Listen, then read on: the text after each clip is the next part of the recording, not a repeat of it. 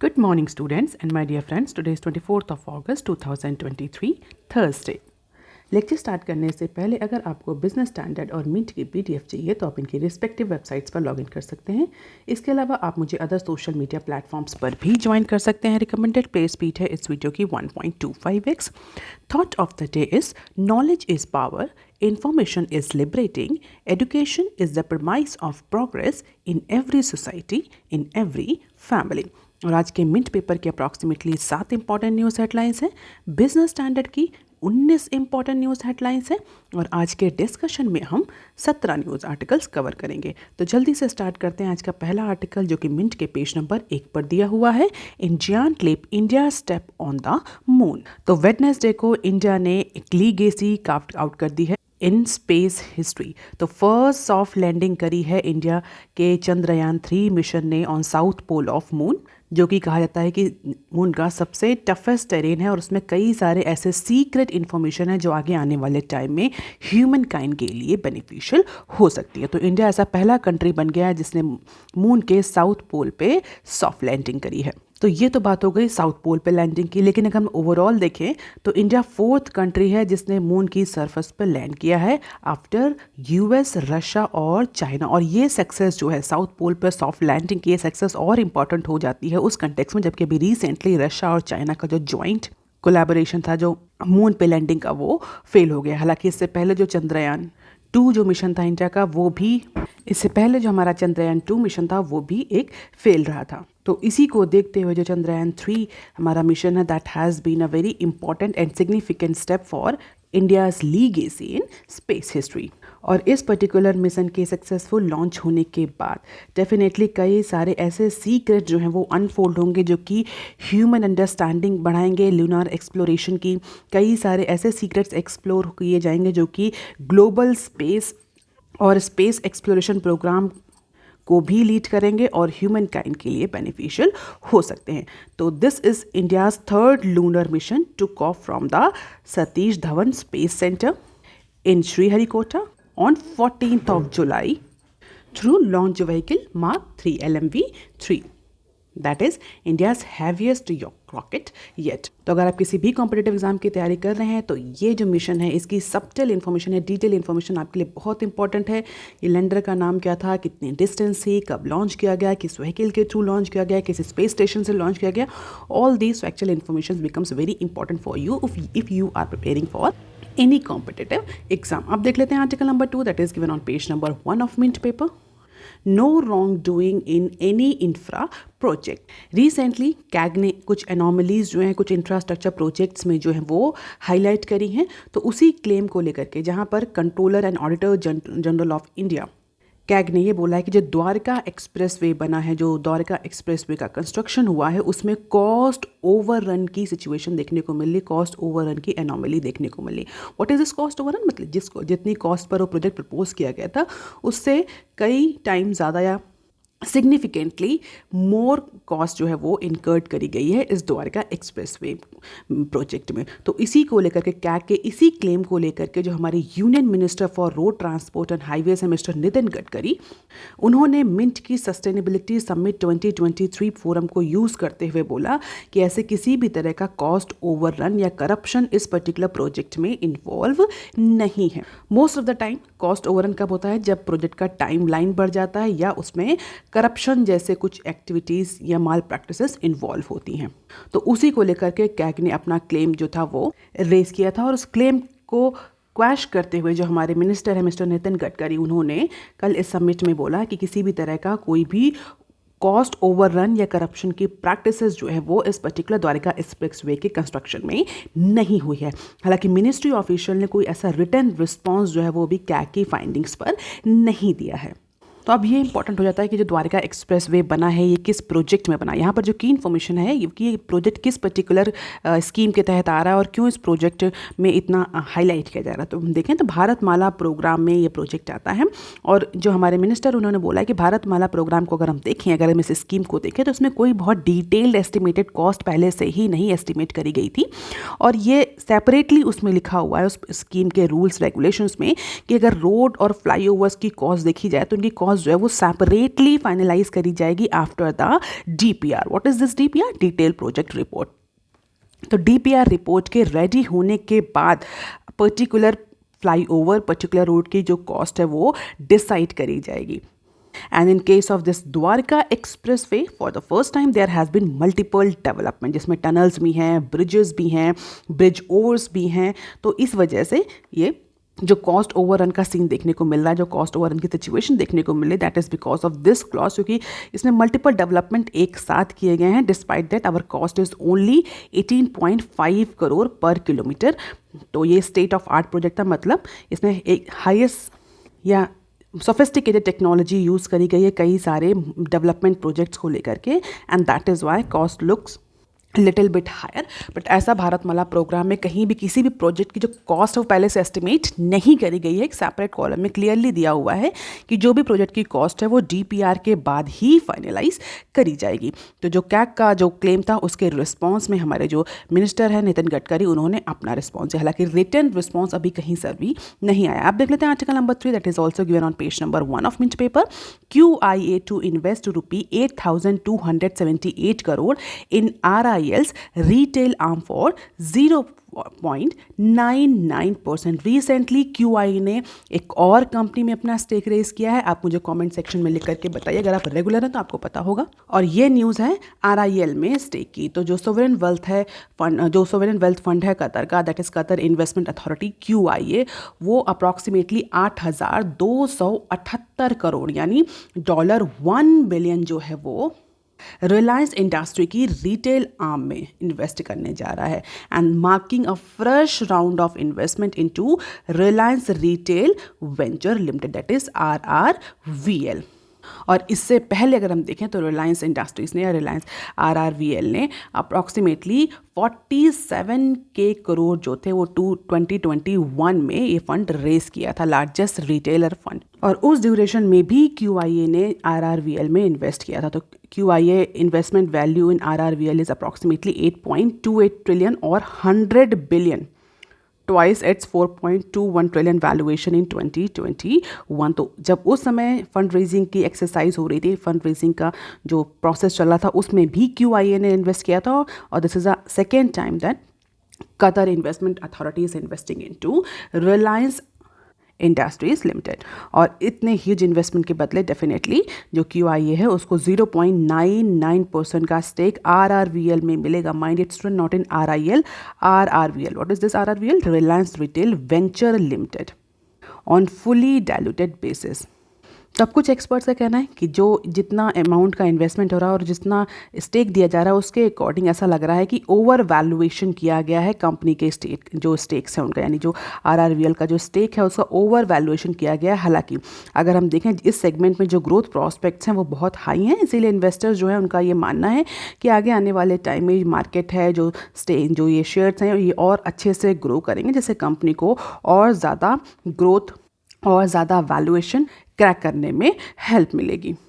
अगर इस मंथ की बात करें तो इक्विटी रिसर्चर है बर्नस्टेन, उसने अप्रॉक्सीमेटली $112 बिलियन का वैल्यूएशन जो है RIL की रिटेल आर्म्स के लिए डिसाइड किया था। तो कुछ का मानना है कि ओवर वैल्यूएशन की डील है, लेकिन इसके बावजूद भी क्योंकि सेक्टर में अच्छे ग्रोथ प्रॉस्पेक्ट हैं तो कंपनी जो है आगे फ्यूचर में सिग्निफिकेंटली पॉजिटिवली ग्रो करेगी और जो वैल्यू प्रपोजिशन है उसको अच्छे से क्रैक करेगी। अब देख लेते हैं बिजनेस स्टैंडर्ड के आर्टिकल। बिजनेस स्टैंडर्ड के जो फ्रंट पेज पे जो आर्टिकल दिए हुए हैं उन्हें हम शॉर्ट न्यूज़ सेक्शन में कवर करेंगे। यहाँ पर हम डिस्कस कर लेते हैं पेज नंबर 4 पर दिए हुए आर्टिकल, और कई सारे आर्टिकल अगर आप पेज नंबर 4 को देखें आज बिजनेस स्टैंडर्ड, तो मोस्ट ऑफ दोज आर्टिकल्स और पूरा पेज जो है वो आज इंडिया का जो लूनार मिशन था चंद्रयान 3 उससे ही रिलेटेड है। तो कुछ इंपॉर्टेंट न्यूज़ को हम डिस्कस कर लेते हैं। बेसिकली ये न्यूज़ तो हम ऑलरेडी मिनट में कवर कर चुके हैं, लेकिन ये जो सेक्शन है जो पेज नंबर 4 पर दिया हुआ है ये बिजनेस कंटेक्स्ट में दिया हुआ है, किस तरीके से इंडिया में जो ये चंद्रयान 3 सक्सेसफुली इम्प्लीमेंट किया गया है तो इसका इम्पैक्ट हमें बिजनेस या इंडिया के ग्लोबल लेवल पे जो इंडिया की इमेज है उसमें कैसे देखने को मिलेगा। तो हमने सोचा है कि इस पर्टिकुलर सेक्शन को जल्दी से कवर कर लेते हैं। देख लेते हैं पहली न्यूज़ क्या है पेज नंबर 4 पर। Moon is the new limit for startups after ISRO win. तो चंद्रयान 3 के सक्सेसफुल इम्प्लीमेंटेशन और सक्सेसफुल वेंचरिंग के बाद ऐसा कहा जा रहा है कि इंडिया में स्टार्टअप्स के लिए अब नया स्काई ओपन हो चुका है, नई लिमिट्स जो हैं वो, नई बाउंड्रीज जो हैं वो सेटअप हो चुकी हैं। तो कंट्री के जो ऐसी जितनी भी कंपनीज थी, स्पेशली स्पेस एक्सप्लोरेशन सेक्टर में, तो ऐसे जितनी भी कंपनीज थी जिसने इसरो को सपोर्ट किया एज अ पार्टनरिंग कंपनी, चाहे वो इक्विपमेंट में लेकर के हो, चाहे वो टेक्नोलॉजी को लेकर के हो, तो ऐसे जितनी भी कंपनीज जिन्होंने कंट्रीज़ को सपोर्ट किया है, कंट्री को सपोर्ट किया है लूनार मिशन में, अब वो ग्लोबल लेवल पे कई सारी और पार्टनरशिप जो है वो इस्टेब्लिश कर सकती हैं आगे फ्यूचर में। क्यों? क्योंकि इस पर्टिकुलर वेंचर के सक्सेसफुल होने के बाद उनकी जो टेक्नोलॉजिकल प्रूडेंस, जो टेक्नोलॉजिकल एक्सीलेंसी है वो प्रूव हो चुकी है वर्ल्ड के सामने।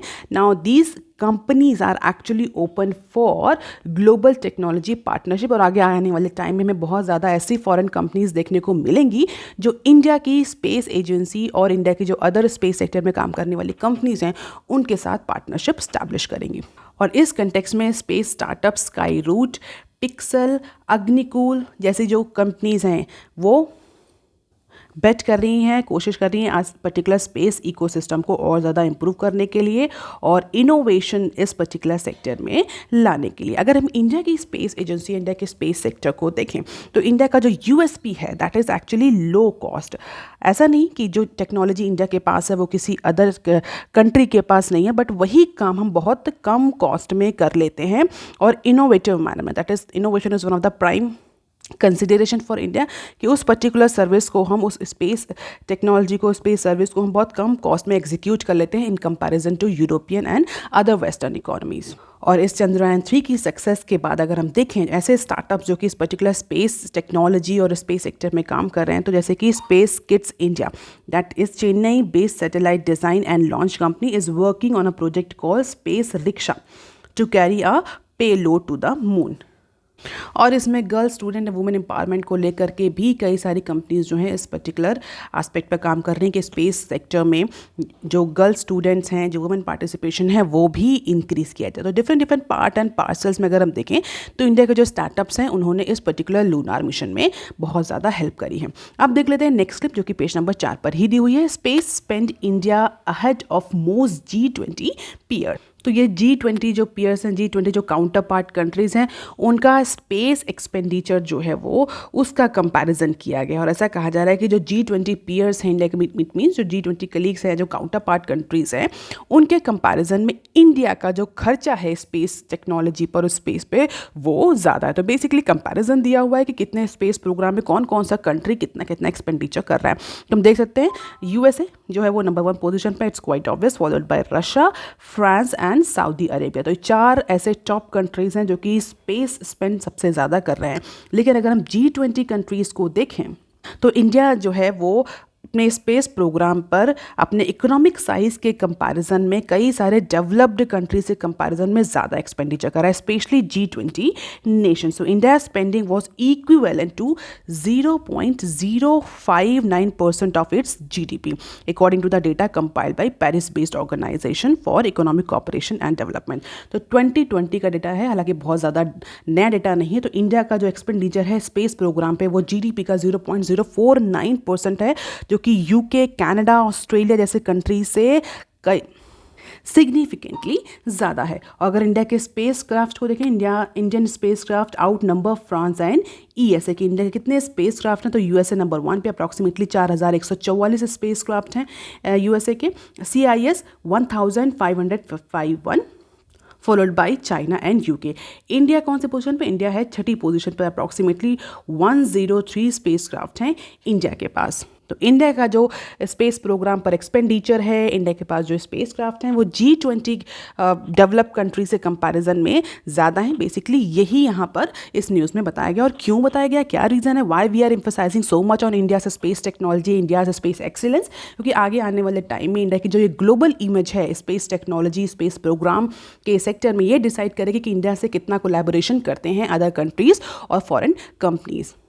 अब देख लेते हैं नेक्स्ट क्लिप, ये भी पेज नंबर 4 पर ही दी हुई है। Chandrayaan 3 parts maker reaches for skies at Bosch's. तो जैसा कि हमने डिस्कस किया कि जो इंडिया का जो चंद्रयान-3 मिशन था उसमें कई सारे जो स्टार्टअप्स हैं, कई सारी स्पेस की जो कंपनीज़ हैं, प्राइवेट कंपनीज़, उन्होंने पार्ट्स एंड पार्सल में हेल्प करी है। कुछ ने कोई कंपोनेंट सप्लाई किए हैं, कुछ ने कुछ टेक्नोलॉजी सप्लाई करी है। तो हम सभी जानते हैं इंडिया का चंद्रयान-3 सक्सेसफुली मून के साउथ पोल पे वेडनेसडे को लैंड कर गया और इसके बाद इंडिया नंबर 1 पोजीशन पर पहुंच गया, फर्स्ट पोजीशन पर पहुंच गया। किस लिस्ट में?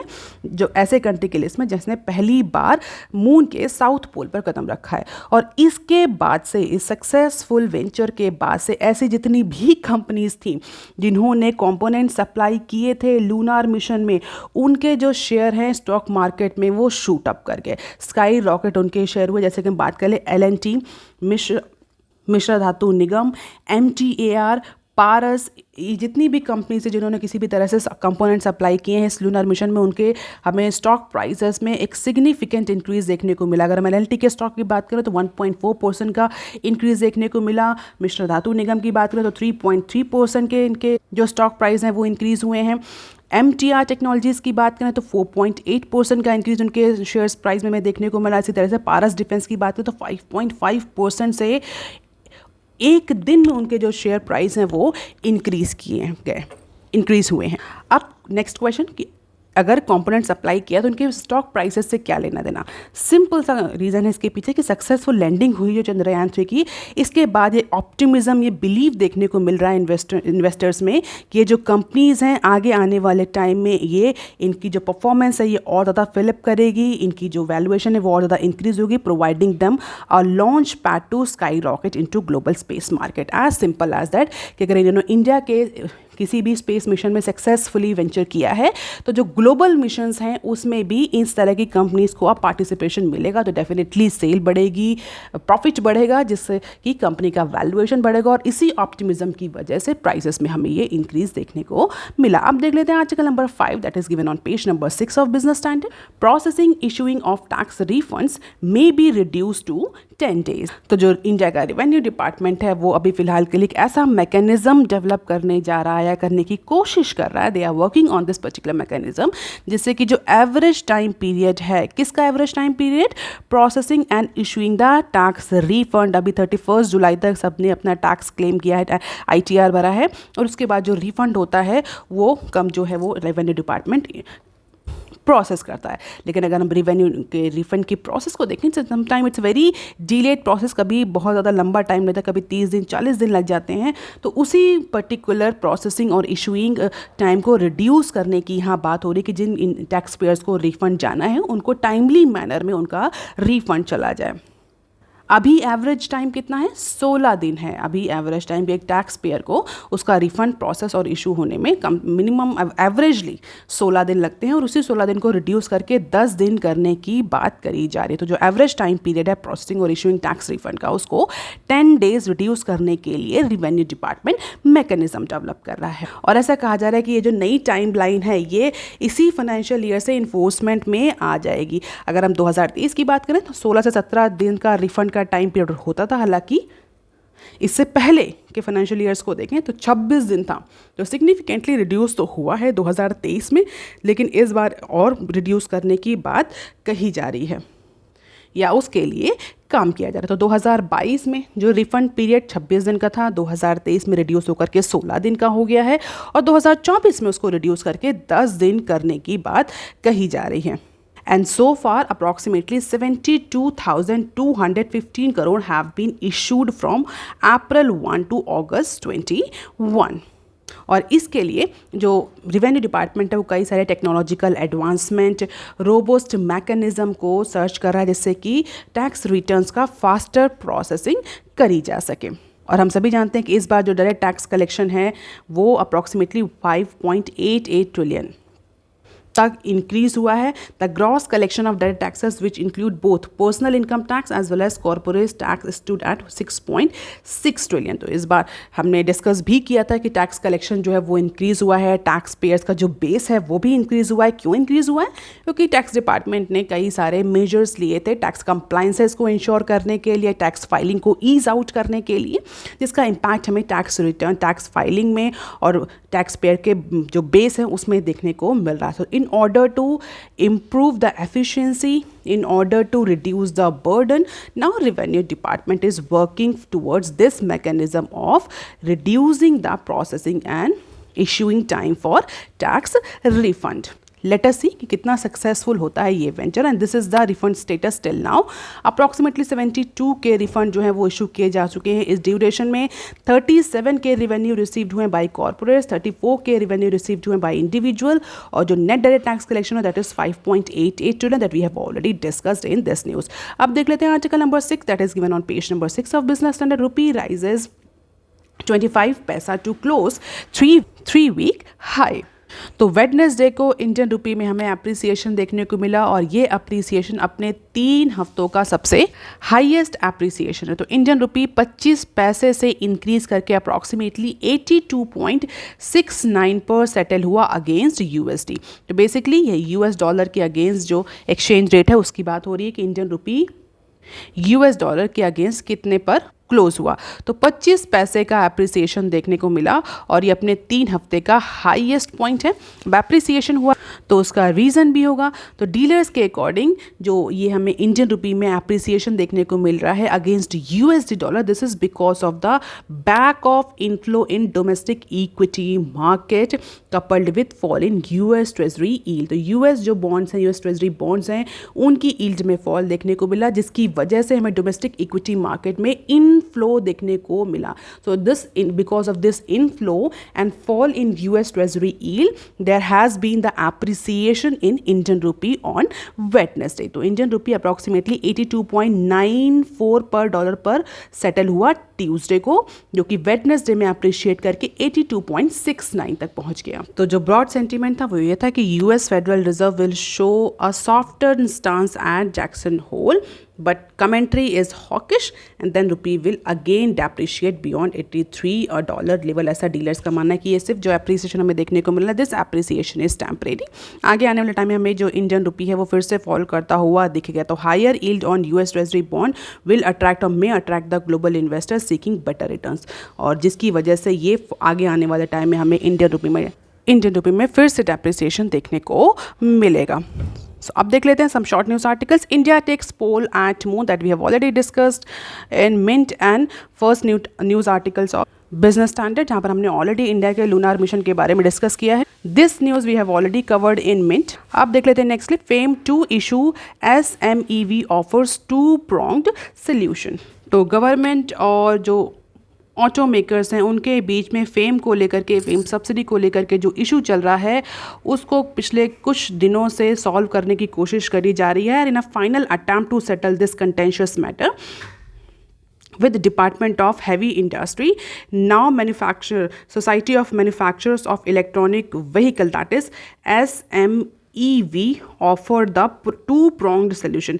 SMEV ने एक सोल्यूशन ऑफर किया है जिससे कि दोनों ही साइड को बेनिफिट हो.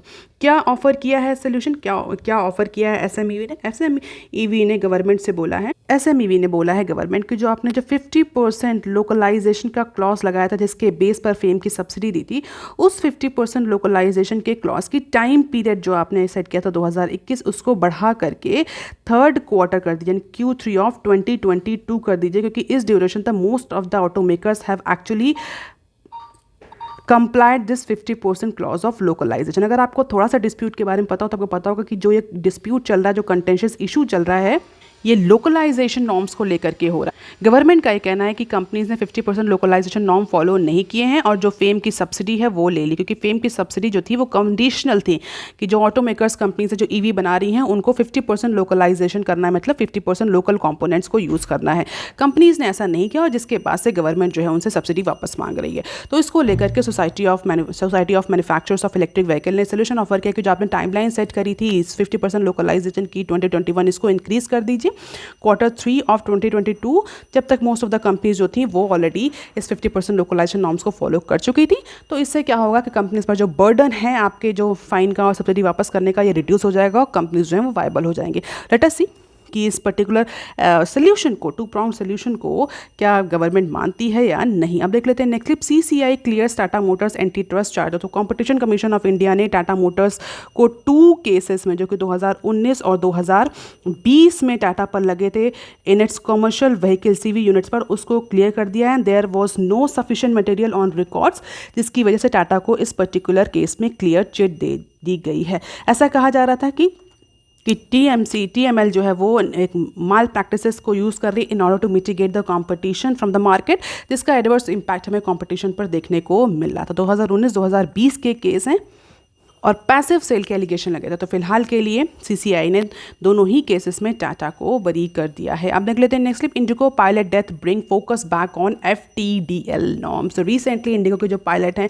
मिस्टर मनोज सुब्रमण्यम, जिनकी एज 40 ईयर्स थी, उनको कार्डियक अरेस्ट हुआ नागपुर एयरपोर्ट पे just before boarding a flight that he was scheduled to fly to Pune. और उनकी डेथ के बाद से ये इस पर्टिकुलर एक इशू को लेकर के बहुत ज़्यादा आर्ग्यूमेंट डिस्कशन स्टार्ट हो गया है कि जो एविएशन कंपनीज़ हैं वो किस तरीके से हैंडल कर रही हैं पायलट्स और क्रू मेंबर के फटीग को, और उसको लेकर के जो flight duty time limit norm है FDTL जो नॉर्म्स है उनका कितना कंप्लायंसेस हो रहा है, जो कि director general of civil aviation ने 2019 में लाए थे। और इसीलिए लाए गए थे कि जो पायलट हैं, जो क्रू मेंबर्स हैं, उनके फटीग को किस तरीके से रिस्टोर किया जाए जिससे कि जो प्लेन की सेफ्टी है वो इंश्योर रहे। तो FTDL नॉर्म्स जो है वो न्यूज़ में है। अगर आप किसी भी कॉम्पिटेटिव एग्जाम की तैयारी कर रहे हैं तो इस पर्टिकुलर नॉर्म को देख सकते हैं, जहाँ पर कई सारे रूल्स रेगुलेशंस दिए हुए हैं कि किस तरीके से जो क्रू मेंबर्स हैं, एविएशन का जो स्टाफ है, उसके फटीग को रिमूव करना, उन्हें कितना कितना रेस्ट देना है, कैसे कैसे उनकी ड्यूटी जो है वो शेड्यूल करनी है।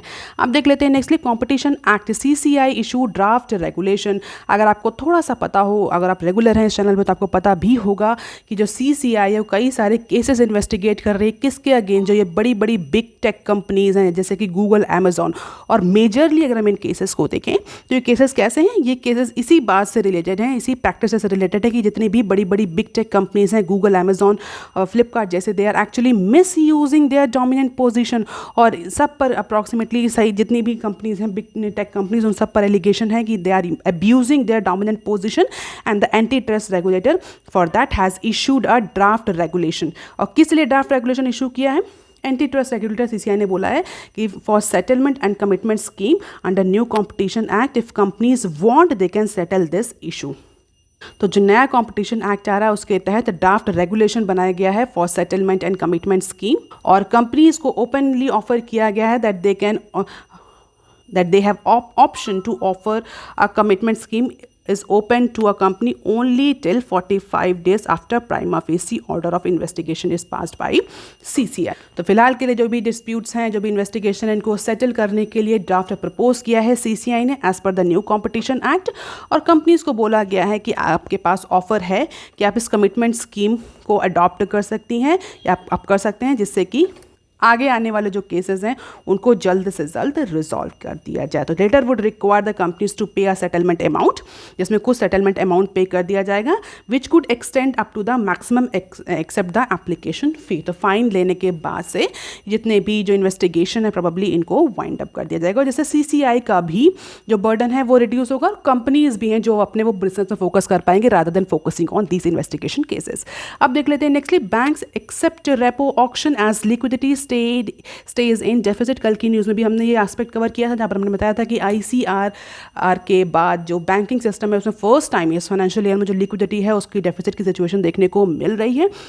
और इसके बाद से जो पार्टिसिपेंट्स हैं, जो डीलर्स हैं, जो बैंक्स हैं, वो एंटिसिपेट कर रहे हैं कि बहुत जल्द ही बैंक्स जो है वो इंटरवेंशन करेगा, रेपो ऑक्शन करेगा in order to control this deficit in liquidity. क्योंकि अगर बहुत टाइम तक ये डेफिसिट रहा तो definitely it will impact the interest rate increase करेगा, जिससे क्या होगा? लोन महंगा होगा तो इसका इम्पैक्ट इन्वेस्टमेंट पर देखने को मिलेगा। इन्वेस्टमेंट अगर रिड्यूस होगा, चाहे वो प्राइवेट कैपिटल हो, चाहे वो गवर्नमेंट कैपिटल इन्वेस्टमेंट हो, अगर वो रिड्यूस होगा तो इसका एम्प्लॉयमेंट से इनकम से बाद डिमांड, तो ये जो इकोनॉमिक ग्रोथ पर इसका सीधा इम्पैक्ट पड़ेगा, जिसकी वजह से जो बैंकिंग सिस्टम है that is actually anticipating the repo auction. बहुत जल्द ही RBI जो है वो VRR को अनाउंस करेगा और हम उस न्यूज़ को कवर करेंगे।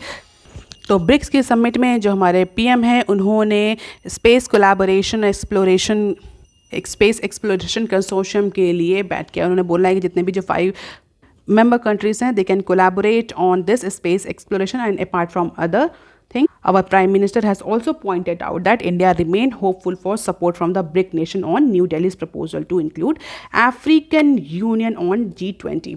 तो इसके अलावा कई सारे और ग्रुपिंग में भी अदर कंट्रीज़ के लिए बैटिंग करी जा रही है। अगर हम देखें तो रिसेंटली इस पर्टिकुलर समिट में ऐसा कहा जा रहा है कि जैसे अदर ग्रुप मेंबर्स को ऐड करने के लिए जो मैकेनिज़्म है वो भी अप्रूव हो चुका है, और प्रोबेबली उस मैकेनिज़्म के बाद जो नए मेंबर कंट्रीज़ हैं वो ब्रिक्स में किस तरीके से ऐड होंगे हमें नेक्स्ट समिट में देखने को मिल सकता है। लेकिन फिलहाल के लिए अभी किसी भी नए मेंबर का एडिशन अनाउंस नहीं किया गया है। So that is all for today students. Please like, share and subscribe. Thank you. Have a nice day.